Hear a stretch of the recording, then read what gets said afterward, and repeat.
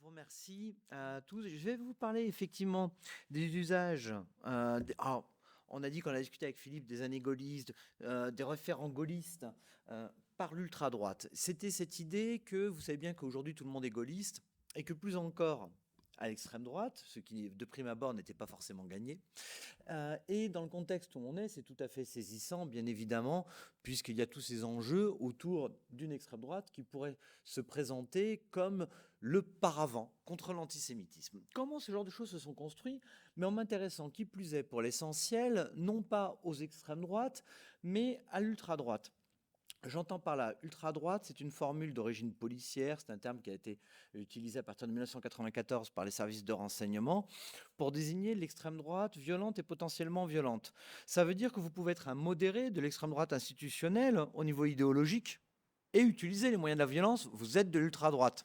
Vous pouvez être de l'extrême droite radicale, vouloir un homme nouveau, vouloir un État fasciste, tout ce que vous voulez, et ne pas du tout utiliser la violence. Vous n'êtes pas de l'ultra-droite. Hein, c'est cette petite particularité sémantique sur les radicalités de droite qu'il faut mieux resituer au départ. Et bien évidemment, je vais néanmoins parler de ces extrêmes droites autour de l'ultra-droite pour avoir du contexte et pour qu'on s'y retrouve. Et je vais essayer. Alors, cette extrême droite, elle porte un discours qui est logique. Ces extrêmes droites, il faut bien voir, l'extrême droite, il y a toujours un rapport au temps et à l'espace. C'est fondamental, l'espace-temps, quand on est d'extrême droite. C'est une évidence, si vous pensez aux radicalités, la référence à Sparte chez Hitler, la référence à Rome chez Mussolini. C'est évident pour l'extrême droite nationale populiste, que serait-elle sans l'idée d'un âge d'or national à retrouver? Le rapport à l'espace, je ne sais pas, ce n'est pas la problématique du jour, mais néanmoins, ça demeure. Et on sait que cette extrême droite est tout à fait friande de discours historiques. Je dis de discours, de récits, c'est pas péjoratif, mais qu'est-ce que l'histoire au niveau académique? Ça passe bien évidemment par l'analyse sérielle d'archives et c'est quelque chose de fondamental chez les historiens d'extrême droite, que ce soit Dominique Vénère, que ce soit d'autres. Il n'y a pas tellement de recours à l'archive, il y a recours au récit. C'est évidemment une différence. En ce qui concerne notre ultra-droite, bien évidemment, on est dans un contexte un petit peu particulier, puisque je vous rappelle que tout de même, depuis 2017, on est rentré dans la 4e phase de tentation terroriste à droite. Les dispositifs des moyens de renseignement et des services de renseignement qui font qu'il y a arrestation avant, grâce à des dispositifs juridiques qui eux-mêmes remontent aux années 80, font que pour l'instant, ça ne nous a pas explosé à la tête, mais on est quand même à 11 attaques déjouées. C'est la 4e phase sous la 5e République. C'est une particularité, nous n'avons pas de mémoire des violences de droite. Et on va y revenir parce que notre histoire de cette reconstitution des imageries gaullistes dans la radicalité de droite, elle commence déjà par quelque chose que nous avons complètement effacé. Demandez, non pas peut-être dans les milieux académiques, mais demandez autour de vous déjà, donc déjà sans doute des gens de votre classe. Le 1945, c'est une année de violence antisémite en France. Le retour des camps, ça se passe pas bien, ça n'existe pas, ça c'est dans la tête, c'est un fantasme. 1945 est marqué par les violences antisémites en France. C'est quelque chose de complètement effacé. Il y a des réseaux d'anciens Waffen-SS qui commencent à se constituer, à s'organiser pour créer des groupes. Je pense par exemple à un où était Pierre Bousquet. Pierre Bousquet avait été franciste, PPF, il s'était battu dans la guerre d'Espagne, il avait rejoint la Waffen-SS, il se fera un petit nom, entre autres, pour avoir déposé les statuts du Front National en compagnie de Jean-Marie Le Pen en 1972, et il quittera le Front National en 1981 en disant que Jean-Marie Le Pen est devenu un agent d'influence israélienne qui est au service du Mossad. Le Pierre Bousquet participe d'un de ces petits groupes clandestins à vocation que la DST, dans les archives de la DST, lorsqu'il est arrêté, il considère qu'ils sont en train d'organiser un groupe terroriste antisémite, justement. En fait, ce n'est pas exactement le cas, mais le début de l'enquête, c'est bien l'idée. Et que disent ces Waffen-SS? Quelle est leur formule? Nous sommes la nouvelle résistance. Et cette idée d'une nouvelle résistance par les anciens Waffen-SS, on la retrouve dans l'autre groupe qui se constitue dès 1944-46 autour d'une grande figure qui est René Binet. René Binet qui a été une grande figure du trotskisme avant la Seconde Guerre mondiale, qui est passé dans la Waffen-SS durant la Seconde Guerre mondiale et qui reste tout à fait nazi après, il n'y a pas de souci, il ne bouge plus. Et René Binet est le premier, avec son camarade Gaston Armand Amodruz, à poser un récit historique complètement neuf sur la Seconde Guerre mondiale, mais alors que celle-ci n'est quasiment pas finie, parce que, je vous dis, il édite ses textes entre 1944 et 1946. La France est officiellement en guerre, je vous rappelle, jusqu'au printemps 1946. Hein. Que dit-il, Binet? Il dit, OK, les Juifs ont déclaré la guerre à l'Europe. les Juifs ont déclaré la guerre à l'Europe qu'Hitler essayait de défendre en la construisant. Grâce à la manœuvre de l'Union soviétique, communisme juif, le judo-bolchevisme, et évidemment du capitalisme juif avec les États-Unis, ils ont pu attaquer l'Europe pour l'empêcher de se construire. Et maintenant, ils vont la finir. Ils vont la finir par l'importation des Africains et des Asiatiques. Il s'agit de détruire l'Europe en tant que bastion de civilisation pour permettre l'établissement du projet mondialiste juif. Et donc l'extermination des Juifs d'Europe est évidemment un mensonge destiné à permettre cette destruction, au contraire, des Blancs européens. On a là toute une reconstruction qui se fait, et Binet dit « j'appelle les anciens résistants communistes, les anciens FTP, à rejoindre les anciens Waffen-SS ». Il retente de démarcher d'ailleurs les trotskistes après la Seconde Guerre mondiale, de même qu'il va voir l'ambassade d'Argentine, pour essayer de créer un front commun de résistance à opposer à l'impérialisme juif tel qu'il essaye de se déployer. Donc, on a là déjà, dans la très grande radicalité, des gens qui vont se saisir de ça. Ensuite, ils vont assez abandonner chez les radicaux la référence résistentialiste. On va la retrouver bien évidemment durant la guerre d'Algérie. Vous savez que l'OAS est géré par un CNR, un Conseil national de la résistance, qui est dirigé par Georges Bidault, qui avait pris la suite de Jean Moulin à la tête du CNR durant la Seconde Guerre mondiale. Donc là, on est du côté des modérés.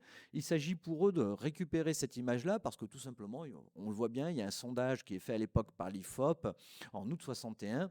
Il y a 48% des sondés en France qui considèrent que l'OS est une organisation fasciste. Donc il s'agit bien évidemment d'aller rechercher les images de la résistance, de dire on est dans la même situation que le général de Gaulle en 40. Il y a d'ailleurs beaucoup de résistants qui ont rejoint l'OS. Et c'est quelque chose, ce référentiel-là va être conservé. Je vous disais le CNR, Pierre Sergent, qui était une grande figure, le chef de l'OS Métro 2, et qui sera le député de Perpignan dans les années 1980 pour le Front National, une grande figure du Front National. On disait qu'il allait prendre la mairie, avoir la première grande ville, et puis il décède en 1992. La petite organisation qu'il a, satellite du Front National, c'est Cercle National des Rapatriés. On retrouve ce sigle CNR utilisé par Sergent.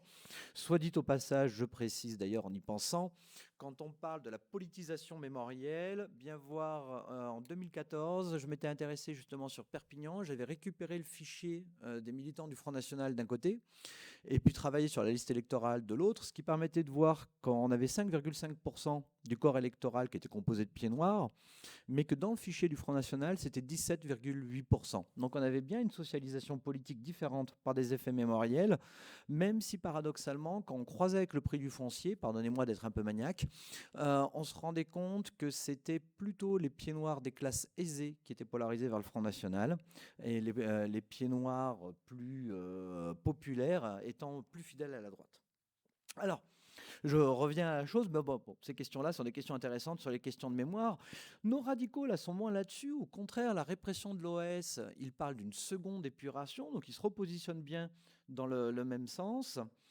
On est sur une évolution qui va se faire avec une ultra-droite qui a des référentiels, donc hors résistance, plutôt néo-nazis. Ça va se retrouver dans les noms. On a une de ces vagues de violence d'extrême droite, donc première vague de la Ve République. Je me permets, l'OS, de rappeler que c'est quand même plus de 2000 morts. Là aussi, quand on parle de l'OS, on a l'impression qu'on parle de gens qui ont cassé 3 vitrines parfois. C'est un petit peu étonnant.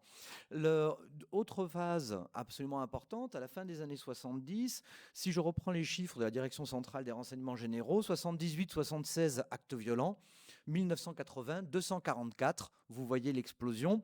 1979, 50 attentats à l'explosif que le directeur des renseignements généraux lui-même, dans un rapport, attribue aux militants néo-nazis. Et on voit les signatures, effectivement, sont des signatures qui sont très historisées, mais qui ne sont pas du tout dans le référentiel résistentialiste.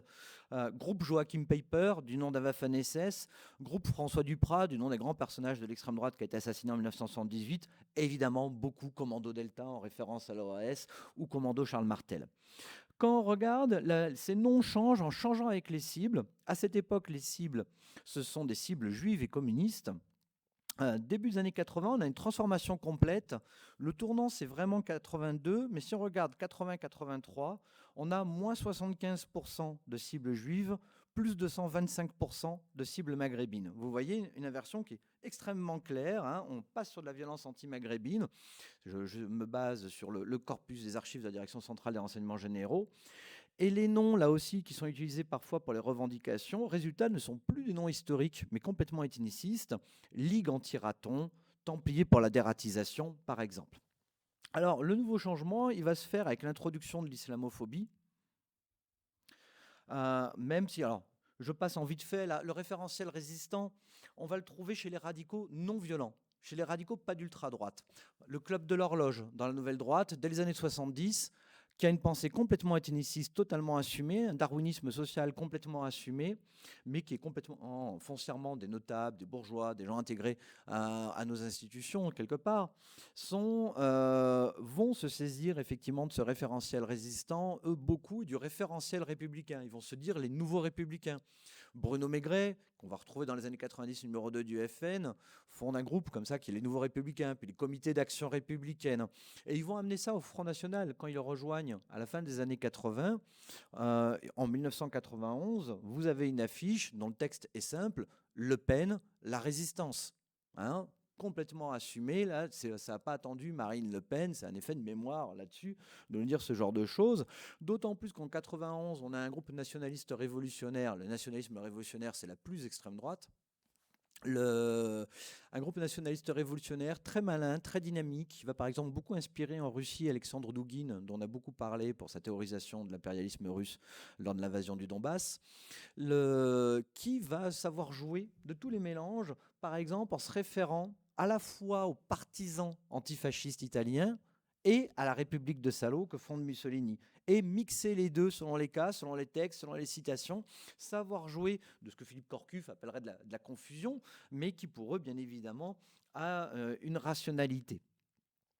Dans l'opposition au système, c'est l'idée. Résultat, qu'est-ce qui se passe? On a en France un petit peu d'avance sur le reste de l'Occident, sur l'islamophobie, pour une raison toute simple, qui est qu'en 1999, quand il y a la scission du Front National, c'est aussi la guerre du Kosovo. D'un côté, tous les radicaux partent avec Bruno Maigret et ils doivent avoir une autonomie idéologique face au Front National maintenu par Jean-Marie Le Pen. Et c'est l'islamophobie.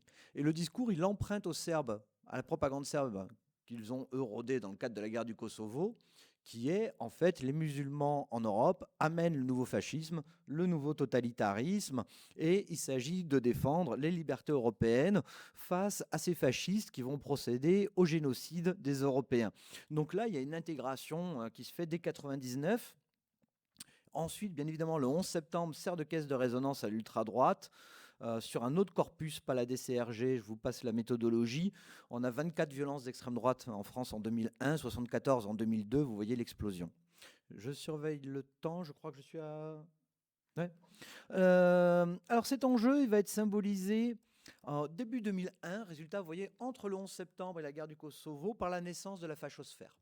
Le premier cercle de la fachosphère, le premier réseau de sites interconnectés portant des idées d'extrême droite, c'est la nébuleuse de SOS Racaille, qui est tout à fait intéressante. Ce sont des gens obsédés par la guerre d'Algérie, obsédés par le référentiel résistant. Il y a un petit groupe activiste qui reprend le nom de Canal Résistance. Et ils sont des gens qui disent l'islam a collaboré avec les nazis. Nous sommes dans une situation de guerre continue depuis la guerre d'Algérie avec les populations arabo-musulmanes. Et donc, nous sommes les résistants, nous assumons la résistance de notre devoir de mémoire de la guerre d'Algérie, de la Seconde Guerre mondiale, pour affronter les arabo-musulmans. Alors, la DCRG, là aussi, s'intéresse très vite, mine de rien, à ce groupe-là, considère que ces provocations ont un but, effectivement, de provoquer des violences interethniques pour permettre une libération nationale, c'est-à-dire une épuration évidemment ethnique du pays, c'est-à-dire tout à fait ce qui est en fait le fond de la logique du courant terroriste apparu aux États-Unis en 2015, qu'on appelle l'accélérationnisme, qui est celui qui a frappé à Christchurch, à El Paso, à Pittsburgh, etc. Tous les attentats de ces dernières années, c'est des accélérationnistes. C'est bien cette problématique, et nous avons là aussi une certaine primeur qui est d'autant plus intéressante qu'on a un jeune néo-nazi, vous vous souvenez, qui va tirer sur le président Jacques Chirac le 14 juillet 2002, qui est membre d'Unité radicale. Il écrit sur un forum internet qu'il veut flinguer Chirac parce que c'est un agent de ZOG. ZOG, ça vient du néo-nazisme américain, c'est aussi chez les accélérationnistes. C'est le Zionist Occupation Government, le gouvernement d'occupation sioniste, caché derrière le gouvernement fédéral. Ça date des années 70. Et puis quand il y a eu la chute de l'Union soviétique, eux, on dit que ce n'est pas la fin du communisme, c'est son extension. parce que c'est le coup d'État mondial de Zog qui désormais couvre tout l'hémisphère nord et ne résiste plus qu'à l'impérialisme juif que l'Iran, l'Irak, l'Afghanistan, la Libye, les pays authentiquement révolutionnaires et résistants. Et évidemment, la suite des conflits, ils analysent ça comme l'avancée encore de Zog. Et Zog essaye de génocider la race blanche, entre autres par le métissage, la promotion de l'homosexualité, de l'avortement, etc. Et donc, ce jeune néo-nazi va tirer sur Chirac en disant c'est l'agent de Zog. Mais il s'entend, en fait, il s'est organisé au départ avec les gens de SOS Racaille. Alors eux, ils sont ultra pro-israéliens. Et puis le patron, c'est un juif. On est très loin des néo-nazis. Mais eux, ils pensent que Jacques Chirac est un agent d'Eurabia.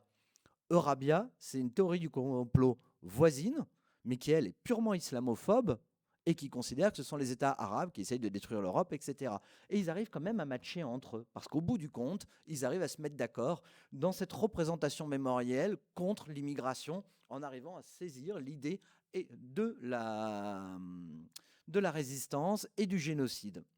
Donc vous voyez un retournement qui est quand même assez intéressant, je trouve, et qu'on retrouve d'ailleurs, puisque je parle des accélérationnistes, et que vous voyez un peu tous les attentats qu'ils ont faits, la Bible des accélérationnistes, c'est un livre qui s'appelle Siège, si bien que l'accélérationnisme, on appelle ça aussi la siège culture, et James Mason, qui est les néo-nazis qui en est l'auteur, c'est intéressant, dans le bouquin, il prend l'exemple de la résistance française. Et il dit, dans la résistance française, il y avait aussi bien des gens d'extrême droite que des communistes.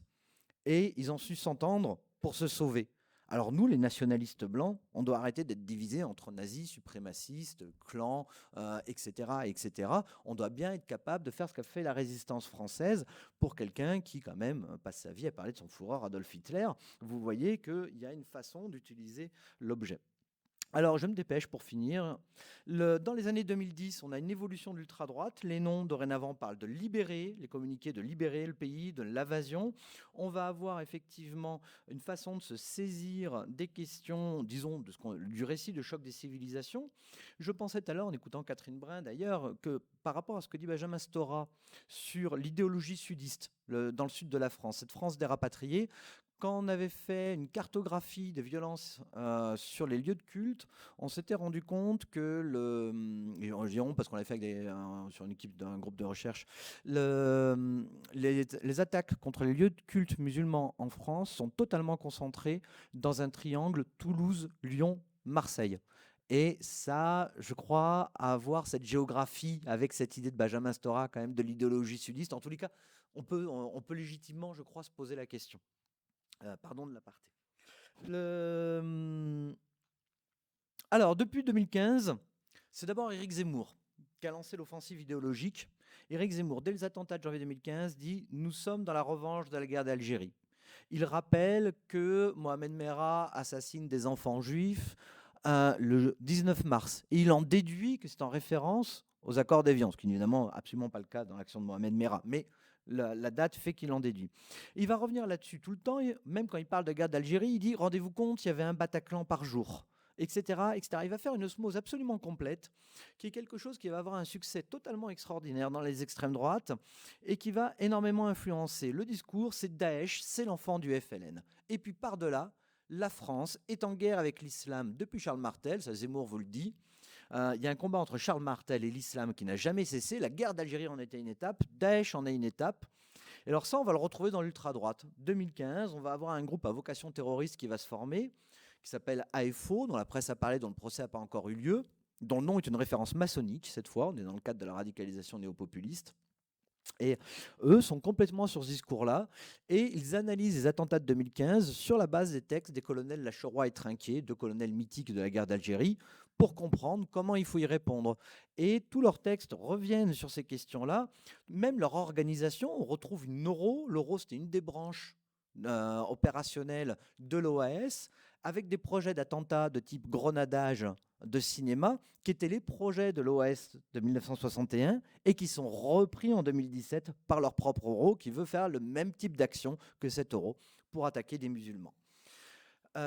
Et durant les gardes à vue, une des personnes le dit, il y a une dame qui le dit tout à fait, elle explique aux policiers qu'elle voulait empêcher le génocide des Français. Vous voyez, on est dans cette problématique commencée dès 1944. Et elle le dit aux policiers, à un moment, j'ai vraiment cru faire partie de la résistance, comme dans les films. il y a eu un peu cet effet dans tout le groupe, et clairement, ce sont des gens qui, en 6 mois après le 13 novembre, sont passés sur l'idéologie du néonazisme américain, mais qui, entre eux, se disent gaullistes. Bref, on a eu l'affaire du groupe OAS aussi qui a été démantelé, 9 ans ferme, ça a été pas mal médiatisé, avec des idées très très claires. On veut faire des massacres dans des kebabs, parce que même si l'extrême droite prenait le pouvoir, ça ne serait pas suffisant pour instaurer un rééquilibrage ethnique du pays. Et donc le nom d'OAS, ils le disent là aussi en garde à vue, c'est pour faire peur, c'est un référentiel qui fait peur. Et ce qu'il faut, c'est que les Arabes pensent que c'est la valise ou le cercueil, la fameuse formule des pieds noirs. Bref, même durant le premier procès fait aux assises pour une affaire terroriste d'extrême droite, c'est le procès Waffenkraft l'été dernier, un des accusés avait des visuels néo-nazis et accélérationnistes dans son téléphone, mais aussi des graffitis au ASVEI. Bref, où je veux en venir en conclusion, pour ne pas, rapide, déborder dans mon temps. On a une saisie mémorielle qui s'est complètement faite, avec un rapport au temps qui est tout à fait particulier et important. C'est cette représentation dans le temps long d'une extrême droite qui arrivait à aller habiter l'éthos des imaginaires de la guerre d'Algérie et de la résistance, avec l'idée d'un... Vous savez, c'est ce que Walter... je ne sais plus qui tout à l'heure... quelqu'un citait Walter Benjamin. Je ne sais pas si c'était pas Madame Brun aussi. Quelqu'un citait Benjamin. Benjamin parle à un moment de l'après-présent. Il dit que Robespierre arrache Rome dans l'histoire pour le vivre à présent. On a des gens qui sont dans cette situation et qui envisagent ces jours qui font date, le 11 septembre, le 13 novembre, effectivement, comme étant une crise qui est ouverte. Chez les accélérationnistes, c'est la fin des temps, on pense. On vit des temps eschatologiques. Il y a un groupe qui va être génocidé. Et eux, ils le disent très clairement. De toute façon, le 21e siècle sera le siècle des génocides. Le but du jeu, c'est que ce ne soit pas le nôtre. Donc, on est à la fin des temps. Et donc, il faut savoir comment se sauver dans ce cadre-là. Et on va aller chercher effectivement des référentiels, on va les arracher dans le temps, et on va se mettre dans la posture de la résistance qui justifie une escalade cognitive, et qui donc, à partir de là, justifie une escalade comportementale et permet le passage à l'action violente. On est sur des cadres cognitifs qui ont très profondément changé dans les dernières décennies, avec en même temps un méta-récit historique qui, par contre, se construit dès la fin des années 40. Voilà, merci.